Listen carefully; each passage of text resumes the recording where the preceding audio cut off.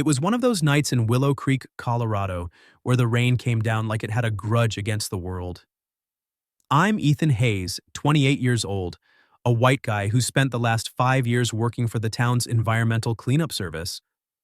It's not glamorous, hauling trash, scrubbing spills, dealing with whatever mess people leave behind in this quiet valley town nestled between the Rockies. I live alone in a small wooden house at the base of the hills, nothing fancy, just a place to crash after long shifts. No family around, no girlfriend, just me and the routine. That night, I'd pulled the late shift, wrapping up around 11 p.m., driving my beat-up garbage truck back to the depot. The roads were slick, winding through dense pine forests, with water sheeting off the asphalt like rivers. Wind howled through the trees, and my headlights cut narrow beams through the downpour. I wasn't in a hurry. Nights like this, you drive careful.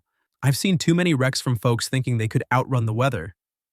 The radio was crackling with static, some old country station fading in and out, but mostly it was just the thump of rain on the roof and the squeak of my wipers struggling to keep up.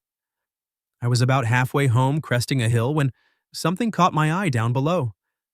A flicker of lights, red and blue, weak and intermittent, like they were about to die out.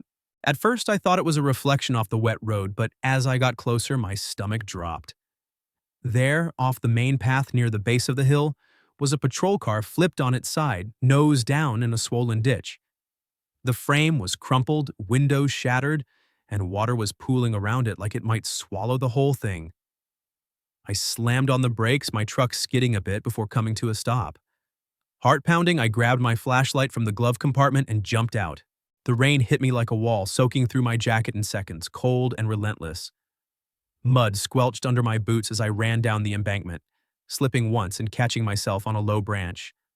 The lights were from the cruiser's emergency strobes, but they were dimming fast, probably a dying battery or short circuit from the water. Up close, the damage was worse. The driver's side was caved in, and the smell of burnt rubber mixed with the earthy scent of wet soil. I shone my light inside and froze. There was a woman trapped in the driver's seat, slumped against the wheel, her uniform dark with rain and what looked like blood.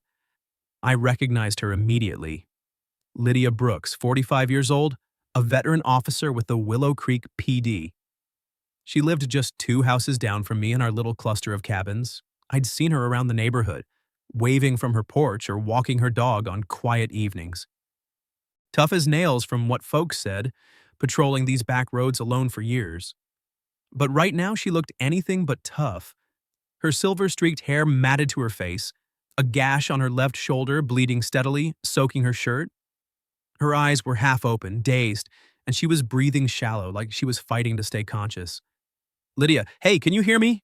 I yelled over the storm, banging on the door. No response at first, just a groan. The car was tilted at a bad angle and water was rushing into the cabin from the cracked windshield.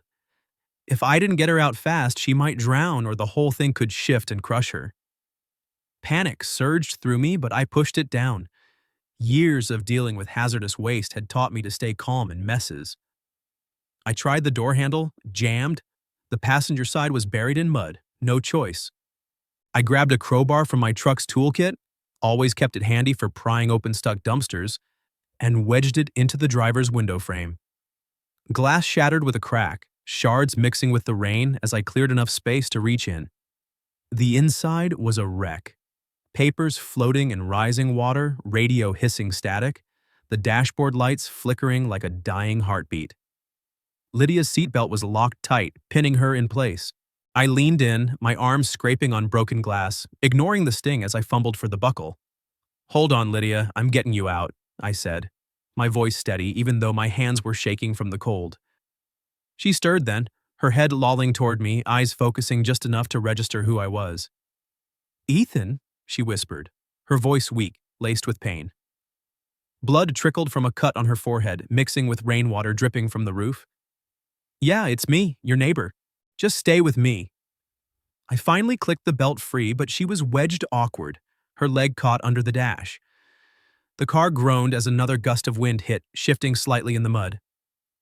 My pulse raced. We didn't have time. I hooked my arms under hers, careful of her injured shoulder, and pulled. She cried out in pain but helped as much as she could, pushing with her good leg. Inch by inch, I dragged her through the window, her body heavy and limp against mine. Rain pounded us both, turning the ground into a slurry of mud and grass. Finally, she was out, collapsing onto the embankment beside me. I laid her down gently on a patch of wet grass away from the wreck, propping her head on my jacket to keep it out of the water. She was shivering, her uniform clinging to her like a second skin, the blood from her shoulder staining the ground. "You're okay, help's coming," I said, though I wasn't sure. My phone had no signal out here, typical for these hills. So I ran back to the truck and grabbed my old civilian radio, the kind truckers and cleanup crews use for emergencies. "This is Ethan Hayes on emergency channel. Got a flipped patrol car off Hill Road near mile marker 17. Officer down, injured bad. Need medics in tow ASAP." Static crackled back, then a voice. "Copy that, Hayes. Units en route. ETA 10 minutes. Keep her stable." 10 minutes felt like forever in that storm.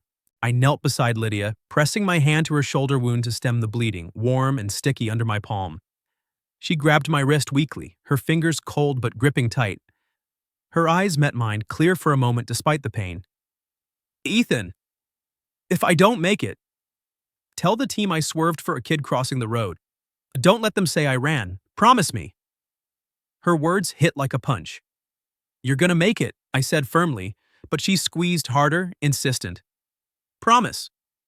I promise." Sirens wailed in the distance, growing louder. Lights flashed up the hill as the first responders arrived. Paramedics rushing down with gear, cops securing the scene. They took over, loading her onto a stretcher, but as they carried her away, she looked back at me, a faint nod of thanks in her eyes. I stood there in the rain, soaked and bloodied, watching the ambulance pull off. The cops questioned me briefly, routine stuff, but I could tell something was off. Why was she out here alone? What kid was she talking about? As I drove home that night, the adrenaline fading, leaving me exhausted and numb, I had no idea that pulling her from that wreck wasn't just a random act of kindness. It was the start of something that would upend my quiet life, drag me into secrets buried deep in this town, and force me to stand by a woman I barely knew against forces that wanted her silenced. That night changed everything. The days after that night blurred into a haze of exhaustion and unanswered questions. I barely slept, replaying the wreck in my head. The groan of metal, the cold grip of Lydia's hand, her whispered promise I didn't fully understand. Willow Creek was buzzing with rumors by morning. The local news app pushed notifications about a routine patrol gone wrong, but they skimmed over details, just saying Officer Brooks was stable and under observation. I called the hospital once, pretending to be a concerned neighbor, and they confirmed she was alive but wouldn't give more. Part of me wanted to visit, but what would I say? "Hey, remember me? The guy who pulled you from the ditch?" It felt too awkward, too personal for someone I only knew from waves across the yard. 3 days later, I was back at work, hauling bins from the town square under a gray sky that threatened more rain. My boss, a grizzled guy named Hank who'd been in the cleanup business longer than I'd been alive, pulled me aside during lunch. "Heard you were the hero out on Hill Road," he said, clapping my shoulder a bit too hard. I shrugged it off, not feeling like a hero, just a guy who'd done what anyone would. But then his face turned serious. "Listen, Ethan, the PD called. They're looking into the incident. If they ask questions, keep it simple. No extras." I nodded, but something gnawed at me. That afternoon, the news broke wider. Lydia Brooks had been suspended pending investigation for procedural violations during a pursuit. The article hinted at negligence, saying the crash might have been avoidable, and quoted an anonymous source from the department claiming she lost control without cause. My blood boiled. I'd been there. I'd seen the skid marks, the way the car had veered sharp like she'd swerved for something. No way it was just carelessness. I fired off an email to the local paper anonymously, describing what I'd witnessed, but they never ran it. Probably thought I was some crank. By the end of the week, things got personal. Hank called me into his office after shift. "Ethan, we've got to let you go," he said, not meeting my eyes. "The company policy, unauthorized use of emergency channels, that radio call you made, it wasn't through official lines." I stared at him, dumbfounded. "Hank, I saved her life. What was I supposed to do, let her drown?" He shifted uncomfortably. Look, kid, it's not my call. Higher-ups got wind from the PD. They don't want mess with town contracts. You'll get 2 weeks severance, sorry. I walked out numb, the pink slip in my hand feeling like a joke. Unemployment in Willow Creek wasn't easy. Jobs were scarce, especially for a guy like me with no college degree, just a high school diploma and years of manual labor. I spent the next few days holed up at home, fixing a leaky faucet to keep busy, scrolling job listings that all wanted experience I didn't have. The neighborhood felt quieter without my truck rumbling out at dawn. And Lydia? Radio silence. I figured she was recovering, dealing with her own fallout. Then, one evening as the sun dipped behind the hills, there was a knock at my door. I opened it to find her standing there, looking smaller than I remembered in jeans and a loose sweater, her left arm in a sling, a faint bruise shadowing her cheek. Her silver-flecked hair was pulled back, and her eyes, sharp blue, like they'd seen too much, met mine with a mix of gratitude and weariness. In her good hand, she held a steaming mug. "Ethan," she said softly, her voice steady but tired. "Mind if I come in?" I stepped aside, gesturing to the kitchen table cluttered with half-eaten takeout and job applications. "Sure, how are you feeling?" She set the mug down, tea from the smell of chamomile, and eased into a chair. "Like I got hit by a truck, but I'll live. Doctors say the shoulder will heal in a month or two, thanks to you." I poured myself a coffee to have something to do with my hands. "Anyone would have done it." She shook her head. "Not anyone. Most would have driven by, assumed help was coming. You stopped. You pulled me out." There was a pause, the kind that hangs heavy with unsaid things. She sipped her tea, wincing slightly. "I heard about your job. I'm sorry, that's on me." "No," I said quickly.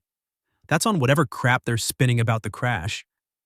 The news said procedural violation? That's bullshit. I was there. You didn't just lose control." Her eyes flickered with something, relief, maybe. "You remember what I said? About the kid?" "Yeah, you swerved for a kid crossing the road." She nodded, leaning forward. "It wasn't just one kid, a group of them, teens, probably out joyriding or something stupid. I was pursuing a speeder when they darted out from the trees. I hit the brakes, swerved to avoid them, and the rain did the rest. But the department, they're saying I violated pursuit protocol, that there was no cause for the crash. No witnesses, no evidence. They're burying it." I sat across from her, the mug warm in my palms. "Why? You've been on the force forever. Everyone knows you." She let out a bitter laugh. 20 years, Ethan. But I'm 45 now, getting old, as some say. And I've stepped on toes. Pushed back on bad calls, reported a few shady things. Now they're using this to push me out." She looked at me steadily. "I thought I didn't need anyone on my side. Fought alone my whole career. Divorced 10 years ago because my ex couldn't handle the hours, the risks. No kids, never happened. But now the system's turning its back. If you still believe in the truth, I need a witness. Someone to back my story." I hesitated, thinking of Hank's warning, the job hunt ahead. But her words echoed my own frustration. The way the town chewed up folks like us, the quiet ones who just did their jobs. "Tell me what happened that night," I said finally. "The whole thing." She did. Over the next hour, as the light faded outside, she laid it out. The pursuit of a reckless driver, the sudden appearance of the kids, the split-second choice to veer off. No time for radio backup. By the end, I was nodding. "I believe you, saw the marks on the road, looked like a hard swerve." We talked more after that, not just about the crash. She shared bits of her life, growing up in Willow Creek, joining the force to make a difference, the isolation that came with the badge. I opened up, too, about my own quiet existence. Parents gone young, no siblings, just me scraping by. It felt strange, this woman I'd barely spoken to before now sitting in my kitchen. But it also felt right. From there, our conversations became regular. I'd stop by her place to check on her, fix a flickering light or clear her driveway after a storm. In return, she'd teach me things, how to spot tire tracks in mud, read body language in a crowd. "You're observant," she'd say. "That's half the job." We weren't friends exactly, not yet, but there was a bond forming forged in that rainy ditch. And as the days turned into a week, I realized I wasn't just helping her clear her name. I was stepping out of my own shadows, ready to fight for something bigger than my routine. With Lydia's story laid out, I couldn't just sit on it. We decided to dig deeper, not as some vigilante duo, but quietly, like piecing together a puzzle no one else cared about. We start small, she said that first night at her place, her kitchen table covered in notes and her laptop glowing under the dim overhead light. Her shoulder was still bandaged, limiting her movements, so I took on the legwork. You know the back roads better than most. Check for any overlooked evidence near the crash site. I nodded, feeling a mix of excitement and nerves. This wasn't my world. Hauling trash didn't prepare me for playing detective, but her trust pulled me in. The next morning, I drove out to Hill Road before dawn, the air crisp and fog hanging low over the pines. The wreck had been cleared days ago, yellow tape fluttering in the breeze like forgotten warnings. I parked where I'd stopped that night and walked the embankment, my boots crunching gravel. Skid marks were faint now, washed by more rain, but I snapped photos anyway with my phone. Then I remembered.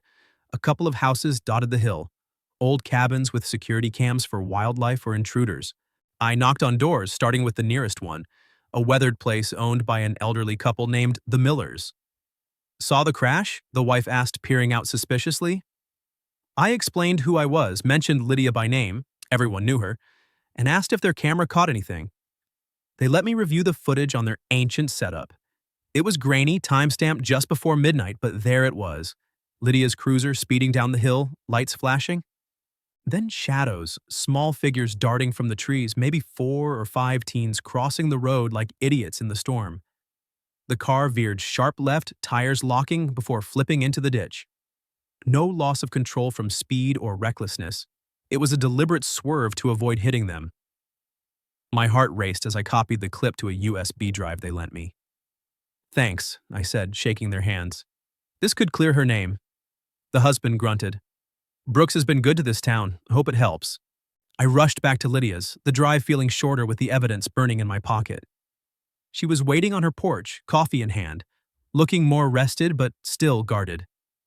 Got something, I said, plugging the drive into her laptop. We watched in silence, the video looping twice. Her face tightened. Those kids? I knew it. But why hide it? She pulled up her old department login, still active during suspension, and started digging into internal logs, fingers flying despite the sling. She accessed pursuit records from that night. Here, she muttered. The initial dispatch, me calling in a speeder, then nothing. The log cuts off right before the crash. Deeper in, we found deletions, timestamps showing files altered post-incident. The user ID traced to Victor Kane, a mid-40s lieutenant known for his ambition and shortcuts. Lydia leaned back, rubbing her temple. Kane. He's been gunning for promotion. Thinks women like me are relics. We cross-referenced emails from a leaked department archive she'd accessed through an old contact. Nothing official, but enough to see patterns. One thread stood out. Kane to another officer, dated the day after the crash. Handle the report. Brooks is getting old. Nobody'll buy her story. Clean it up quick. I stared at the screen, anger bubbling up. This is bullshit. He's framing you to cover his ass? She nodded grimly. Probably. If those kids were out past curfew, or worse, connected to someone important, he'd bury it to avoid heat. We spent the next few days gathering more. I drove around discreetly, talking to folks near the hill who might have seen the teens.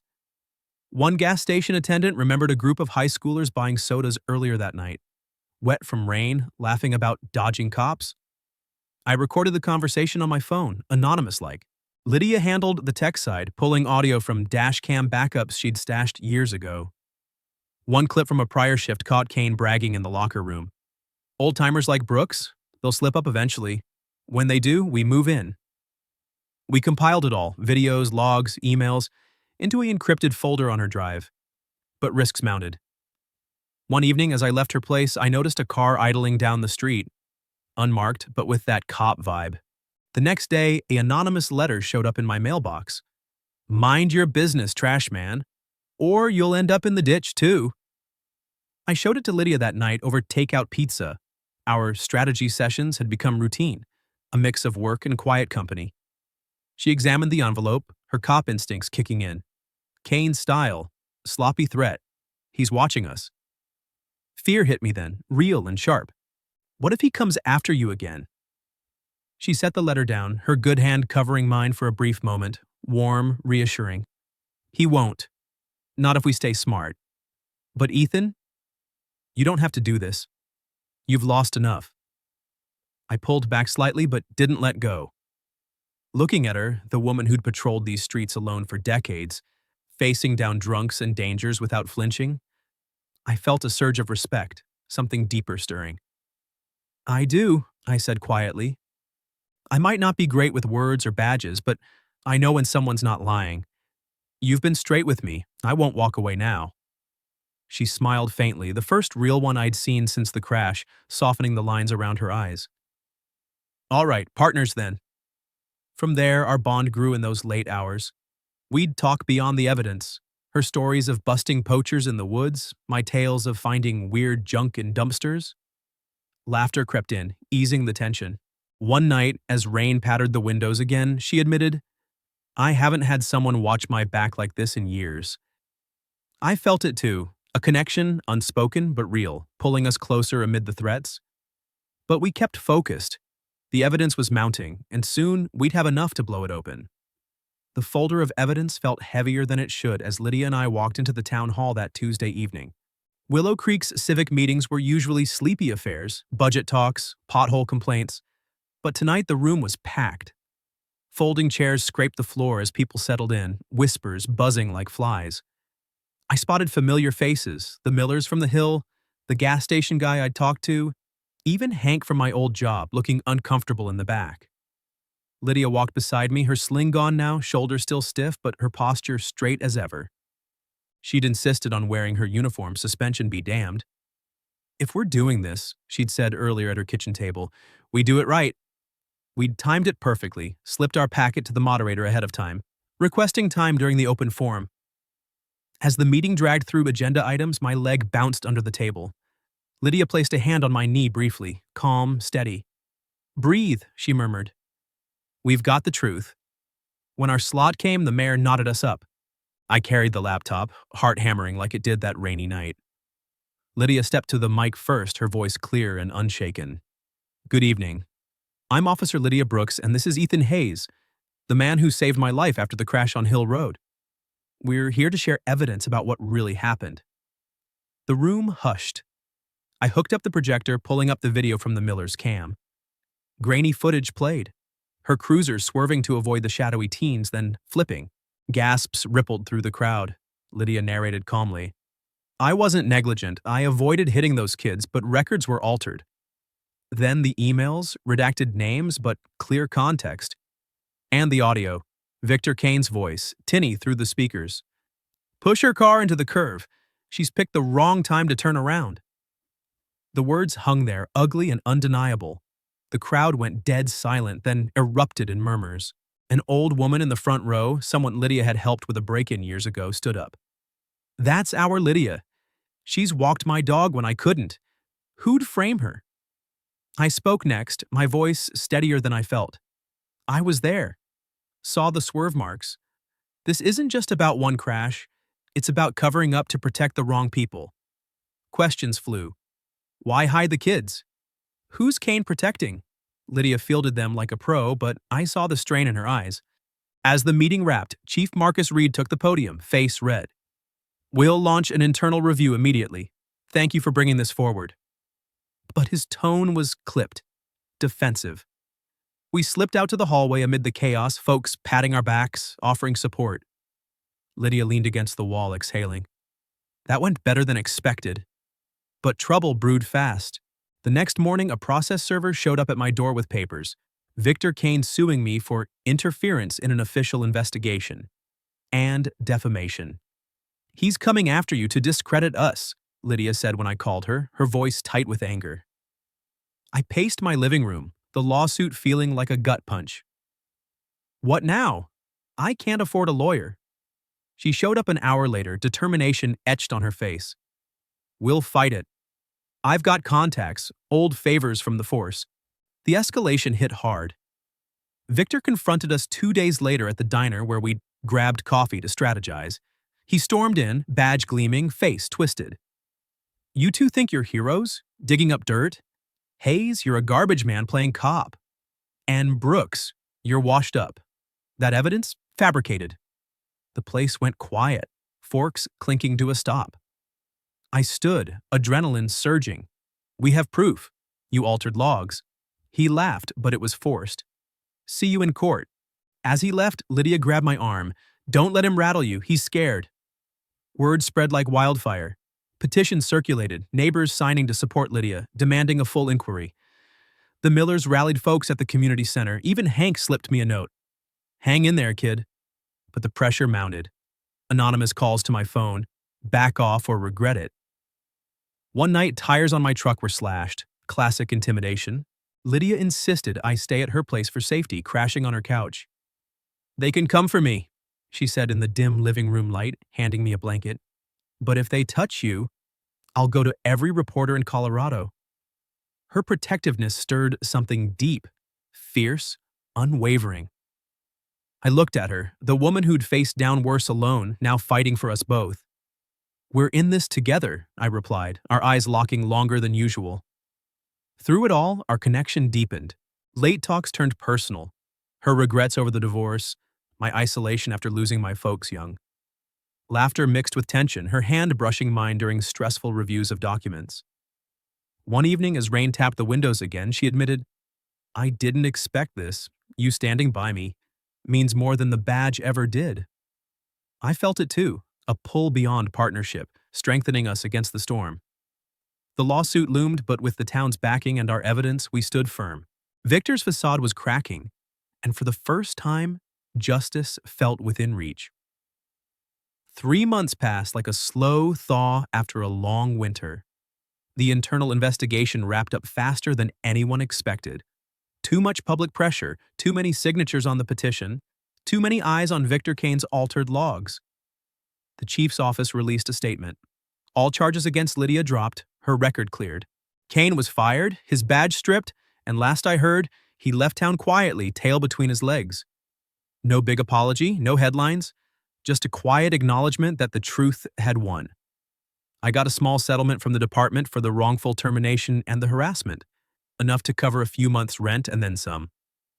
Instead of blowing it on a new truck or a vacation, I used it to start my own thing. Willow Clean Services. Nothing flashy, a small van, basic equipment, and a website I built myself. I focused on residential and small business cleanups, the kind of work that kept me independent. The first job came from a neighbor who'd seen me at the town hall meeting. Word spread. Business picked up slowly, but steadily. The day I hung the sign outside my house, simple white letters on a green background, Lydia showed up at my door with a folder in hand. Application, she said, sliding it across the table. I opened it. A one-page resume, crisp and professional, listing 20 years on the force, community service, and a note at the bottom. I may be older, but I know how to clean up messes, on the streets and in the system. I laughed, the first real one in weeks. You're serious? She nodded, eyes steady. I need something new. And you need someone who can handle the books, schedule routes, deal with clients. I can do that. I leaned back, considering. All right, you're hired, as manager. I'll handle the fieldwork. She smiled, small but genuine. Deal. We fell into a rhythm that felt natural, like we'd been doing it forever. Mornings, she'd arrive early, coffee in hand, laying out the day's routes on a whiteboard in my garage-turned office. She'd mark hazards, remind me of picky clients, even brew extra for the road. Afternoons, I'd come back dusty and tired, and she'd have the books balanced, invoices ready. Evenings were quieter, shared dinners at her place or mine, talking about the day, the town, nothing heavy. No labels, no big declarations, just presence. Every morning without fail, I'd find a thermos of tea on my porch step, a handwritten note tucked under it. Monday, North Route. Yesterday's tire dump on Elm cleared. Watch the pothole on Ridge. Her handwriting was neat, efficient, the way she did everything. I'd smile, take a sip, and head out, knowing she had my back even from 2 houses away. Nights were the same in reverse. I'd drive home late, headlights cutting through the dark, and slow as I passed her cabin. I'd cut the engine, sit in the quiet, and wait. A light would flick on in her kitchen, warm yellow against the night, and I'd know she was okay. Sometimes she'd step to the window, wave once, then disappear. No words needed. It was our signal, I'm here. You're not alone. The town changed too. Folks who'd ignored me before now nodded hello. Lydia got her old respect back. Kids waved when she walked the dog, neighbors stopped by with casseroles. We never talked about us in public, but people noticed the way we'd linger at community events, the quiet way I'd help her carry groceries. No gossip, just acceptance. Willow Creek had seen enough drama. This was simple, steady. One evening after a long day of hauling, I found her on her porch, watching the sunset paint the hills gold. I sat beside her, no words at first. She handed me a beer from the cooler. You know, she said softly, I never thought I'd find someone who'd stand with me like this. Not after everything. I took a sip, looking out at the valley. Me neither. But here we are. She leaned her head on my shoulder just for a moment. Here we are. We didn't need grand gestures or promises, no rings, no moving in. Just the quiet certainty that we'd chosen each other through storms, investigations, and ordinary days. The tea on my porch, the light in her window, that was enough. In a world that tried to break us down, we'd built something solid, unnamed but unbreakable. And that felt like the real victory.